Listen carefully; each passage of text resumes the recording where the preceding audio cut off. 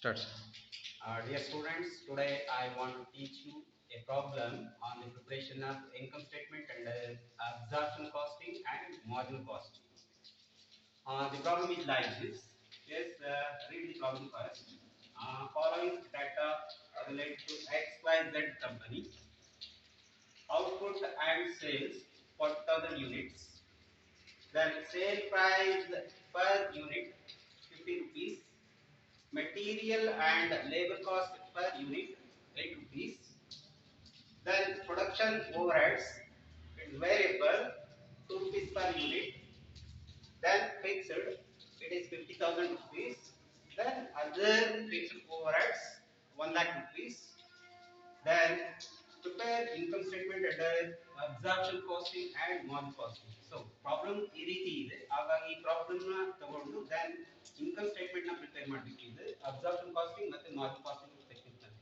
ಹಾಗಾಗಿ ಮೊದಲೇ ಹೇಳಿದ್ದೆ ನಾನು ನಿಮಗೆ ಏನು ಅಂದ್ರೆ then absorption costing ಅಲ್ಲಿ we take into consideration both the fixed cost and variable cost. Whereas in case of margin costing we take into consideration only the variable cost and fixed costs are ignored and that fixed cost will be charged to profit and loss account at the end of the accounting period. ಹಾಗಾಗಿ ಏನು ಮಾಡೋಣ ಮೊದಲಿಗೆ ಈಗ then ಈ problem ನ ಇಟ್ಟುಕೊಂಡು absorption casting ಅಲ್ಲಿ income statement ನ ಮಾಡುವ. ಸೊ ಇನ್ಕಮ್ ಸ್ಟೇಟ್ಮೆಂಟ್ ಈ ರೀತಿ ಇದೆ. ಹಾಗಾಗಿ then ಇನ್ಕಮ್ ಸ್ಟೇಟ್ಮೆಂಟ್ ಹಾಗಾಗಿ then as usual in particulars ಗೆ ಒಂದು ಲೈನ್ ಮಾಡುವ ಡ್ರಾ ಮಾಡುವ then ಎರಡು ಅಮೌಂಟ್ ಕಾಲಮ್ ಹಾಕೊಳ್ಳುವ then ಇದು ಹಾಗಾಗಿ then first sales ಏನಾಗಿದೆ ನೋಡಿ. so sales is here is the sales figure. then sales is 40,000 units. yes right, 40,000 units and per unit ಮಾರ್ತಾ ಇರೋದು 15 ರೂಪಾಯಿನಲ್ಲಿ ಮಾರ್ತಾ ಇದೀವಿ. ಹಾಗಾಗಿ 15 ರೂಪಾಯಿ sale price per unit is 15 rupees. so ಹಾಗಾಗಿ 40,000 into 15 then 6 lakh rupees.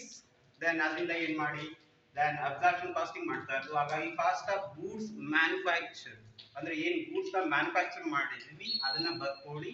ಅದನ್ನ ಬರ್ಕೊಳ್ಳಿಕ್ಕೆ ಏನೇನು ಮಾಡಬೇಕು then first material and labor cost ಏನಿದೆ ನೋಡಿ. yes material and labor cost is 8 rupees per unit. yes 8 ರೂಪಾಯಿ ಇದೆ. ಹಾಗಾಗಿ ನಾವು 40,000 ಯೂನಿಟ್ಸ್ ನ ಪ್ರೊಡಕ್ಷನ್ ಮಾಡ್ತಾ ಇದ್ದೀವಿ. ಹಾಗಾಗಿ then 40,000 into 8 then 3,20,000. then ಆಮೇಲೆ ಏನಾಗಿದೆ variable manufacturing overheads. yes variable manufacturing overheads here it is. variable manufacturing overheads is 2 rupees per unit. ಹಾಗಾಗಿ 2 ರೂಪಾಯಿ per unit ಇದೆ. ಹಾಗಾಗಿ 2 into 40,000 then 80,000. then ಆಮೇಲೆ ಏನು ಮಾಡಿ ಮುಂಚೆನೇ ಹೇಳಿದೀವಿ ನಾವು. ಹಾಗಾಗಿ then ಅಬ್ಸಾರ್ಪ್ಷನ್ ಕಾಸ್ಟಿಂಗ್ ಅಲ್ಲಿ ಫಿಕ್ಸ್ಡ್ ತಗೋತೀವಿ ವೇರಿಯಬಲ್ ತಗೋತೀವಿ. ಹಾಗಾಗಿ ಫಿಕ್ಸ್ಡ್ ಕಾಸ್ಟ್ ಸಹ ಲೆಕ್ಕಕ್ಕೆ ಹಾಕೊಳ್ಳಿ. ಸೊ ಫಿಕ್ಸ್ಡ್ ಮ್ಯಾನುಫ್ಯಾಕ್ಚರಿಂಗ್ ಓವರ್ಹೆಡ್ಸ್ ಎಷ್ಟಿದೆ ಅಂದ್ರೆ then yes problem ಅಲ್ಲಿ then fixed manufacturing overheads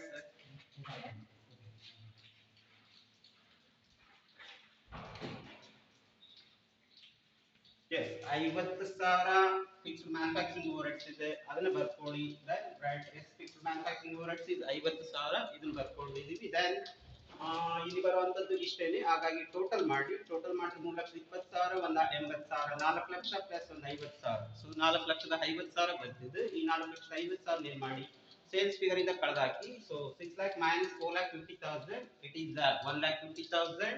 then we arrive at now the gross profit stage. yes it is gross profit is 1,50,000 now, and from this you deduct any other fixed overheads. yes other fixed overheads are it may be related to then sales department like that. so ಹಾಗಾಗಿ other fixed overheads 1 lakh ಇದೆ ಅದನ್ನ ಕಳೆದಾಕ್ತೀವಿ. other fixed overheads yes 1 lakh then 1 ಲಕ್ಷದಿಂದ 1 ಲಕ್ಷ ಕಳೆದಾಕಿದ್ರೆ 50,000 ಏನಿದೆ ಈ 50,000 net income. so this is the absorption costing. ಮತ್ತೆ ಈಗ ನೋಡಿ ಇಲ್ಲಿ ಏನಾಗಿದೆ then ಎರಡು ಕಾಸ್ಟ್ ನ ತಗೋತಾ ಇದ್ದೀವಿ. ಒಂದು ಇಲ್ಲಿ ವೇರಿಯಬಲ್ ಇದೆ then ಫಿಕ್ಸ್ಡ್ ಇದೆ. ಬಟ್ ನೆಕ್ಸ್ಟ್ ಇದು ಮಾರ್ಜಿನ್ ಕಾಸ್ಟಿಂಗ್ ಅಲ್ಲಿ ಬಂದಾಗ ನಾವು ಈ ಫಿಕ್ಸ್ಡ್ ಮ್ಯಾನುಫ್ಯಾಕ್ಚರಿಂಗ್ ಓವರ್ಹೆಡ್ಸ್ ಏನಿದೆ ಇದನ್ನ ನಾವು ಟಚ್ ಮಾಡೋದಿಲ್ಲ. ಇದೊಂದು ಚೆನ್ನಾಗಿ ಮೈಂಡ್ ಅಲ್ಲಿ ಇದೆ ನಿಮಗೆ ಅಷ್ಟೇ. ಸೊ ಹಾಗಾಗಿ ಇದನ್ನ ಕಂಪ್ಲೀಟ್ ಮಾಡಿದ್ವಿ ಅಬ್ಸಾರ್ಪ್ಷನ್ ಕಾಸ್ಟಿಂಗ್. ದೆನ್ ಈಗ ಏನ್ ಮಾಡೋಣ ಸೇಮ್ ಪ್ರಾಬ್ಲಮ್ ಇಟ್ಕೊಂಡು ದೆನ್ ಇದೇ ಪ್ರಾಬ್ಲಮ್ ನ ಮಾರ್ಜಿನ್ ಕಾಸ್ಟಿಂಗ್ ಟೆಕ್ನಿಕ್ ಅಲ್ಲಿ ಸಾಲ್ವ್ ಮಾಡೋಕ್ಕೆ ಪ್ರಯತ್ನ ಪಡೋಣ. Yes here is income statement under marginal costing technique. yes as usual and draw three columns for this, and first column is for particulars, and you write two amount columns. Yes, as is there, you write the sales figure first. Yes, as in previous case, sales is 40,000 into 15. Yes, that is 6 lakh rupees. Now you take into consideration only the variable cost. Yes, cost of goods manufactured.